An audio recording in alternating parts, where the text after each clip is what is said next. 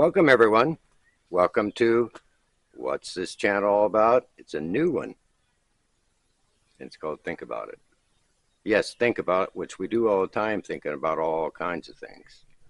But our focus here is to take our cherished beliefs, our philosophies, the way we see things, and challenge them. And we're going to find out if it's true or false or somewhere in between. But it'll be an exciting journey and find out what is going on with a lot of these things. And the subject matter is from A to Z. So let's take a walk and have a conversation. My name's James. Let's get started.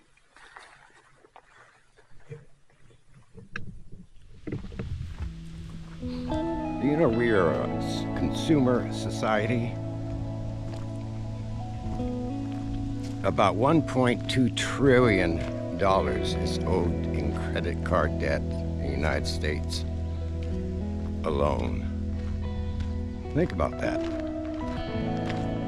Why are people so in debt? Well, you can back most of it up into, first of all, advertising, convincing people that they need something, can't do without.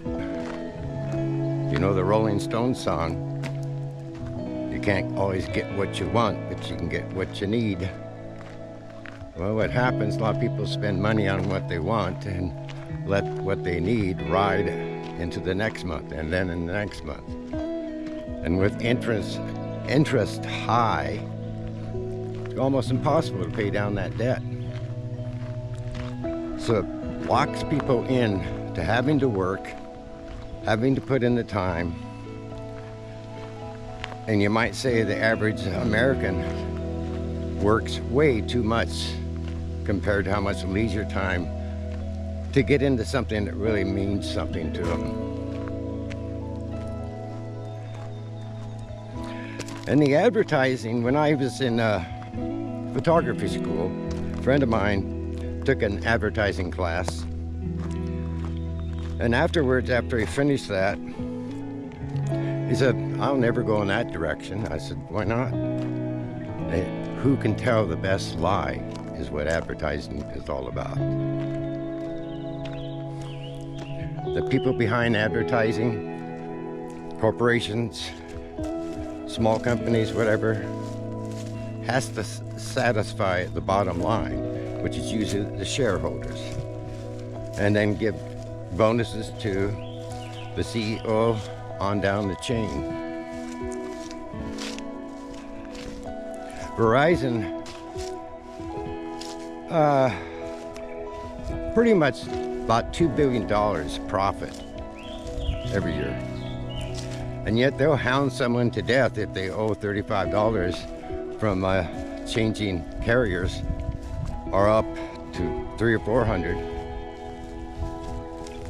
And yet they keep bugging these people for the money. And the reason why they switched is because other companies decided, hey, we're going to give you a deal on this and stop trying to make so much money off hidden cost and signing you up for things that you didn't sign up for.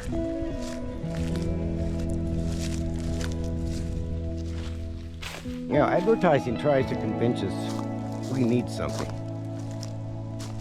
Even though we don't need it, they put it forth in such a way that, oh, this is going to be great in your life. It's going to give you happiness. Your friends will be amazed. And yet, sometimes when we get it, it's buyer's remorse.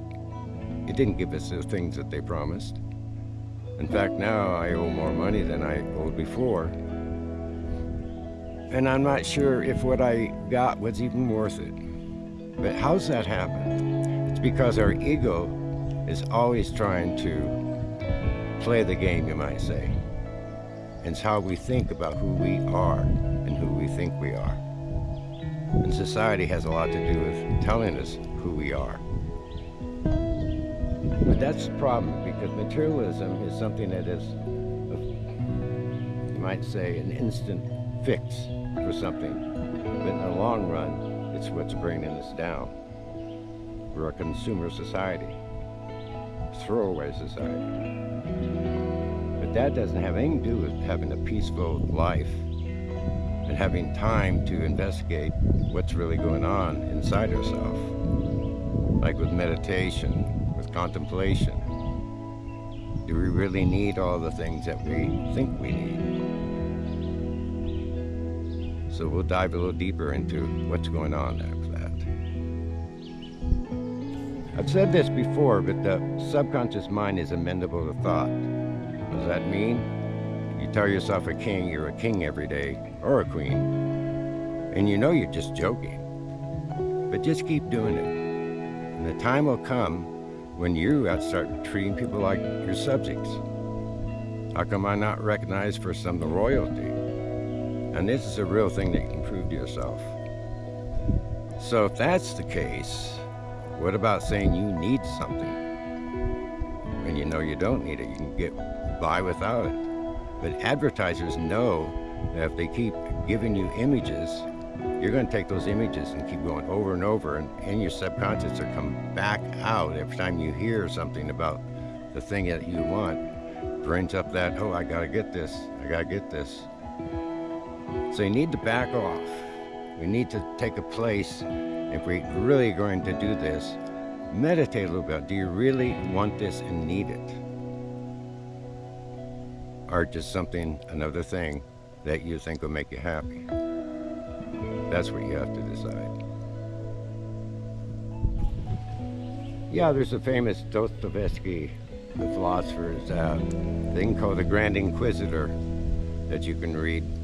Basically, it's about Jesus Christ is in jail with, they're both put in jail, and the devil. And they have their conversation. And the conversation is, Jesus says what you people need is love, kindness, you know, all the good things. And the devil says, no, the way you rule people and have them in the palm of your hand is with sweets. Well, what do you mean by sweets, he said? Give them material objects that satisfy the ego, and they'll do what you want. They'll become in debt. You can do anything you want because they're slaves to where their thinking is going, that they need something they don't really need. Look at pharmaceuticals. If they gave what people really need, they would lose a lot of money. If you keep people sick, hey, profits go up. It's almost the worst in the world, our health system. It's health for profit. It's not health for people. And we all know that. You go to Europe and some of the medicine is 90% less than what it is here. But again, treating the symptoms, not the problem. Yeah, whenever we get a desire that we think we need something, let's say you want to get a new car. You don't really need it, but you saw this fancy sports car and you just love to have it. What happens, we start imagining ourselves in that car, driving someplace, and our friends come out, oh, wow.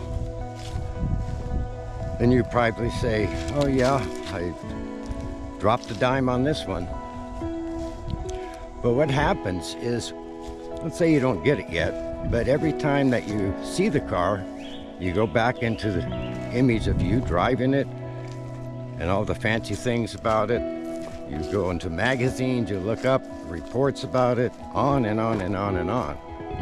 YouTube, videos, everything. It reinforces the fact you need it. It reinforces your desire to capture it, to get it.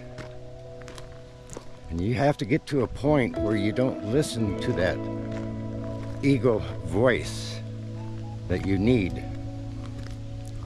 And that just takes practice. And so we'll get into some practices that you might be able to use to keep you away from being in debt.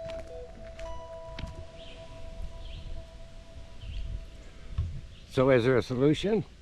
Well, first of all, don't let yourself slide down the consumer rabbit hole.